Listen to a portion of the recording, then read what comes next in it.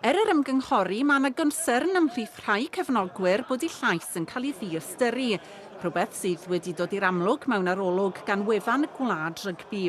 Y brif neges oedd yn dod allan, dwi'n meddwl, oedd bod llais y cefnogwyr a'r ariannwyr hefyd, sydd wedi buddsoddi yn y gêm yn emosiynol ac yn gyllidol ac yn ariannol dros y chwarter canrif diwetha, ddim yn cael ei cymryd o ddifri.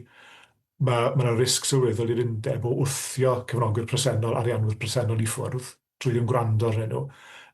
Na fydden nhw'n gallu denu bobl i cymryd eu lle nhw, felly dyna'r neges glir, dwi'n meddwl. Ych chi'n hapus bod chi yn gwrando ar llais y cefnogwyr? Mae pobl yn dweud bod ni ddim, ond pan dwi'n edrych beth ni wedi wneud, ni wedi bod allan, mae pobl wedi dod mewn, pan dwi'n edrych pwy o pobl sydd wedi dod mewn i'r cyfarfod gyda ni, fel dweud i rhanbarthau, y chwaraewyr, hen chwaraewyr, clwbiau, ni wedi gofyn i pobl i ateb, dim dim ond syrfau ni hefyd, ond ni wedi edrych ar y syrfau arall, odyn hefyd.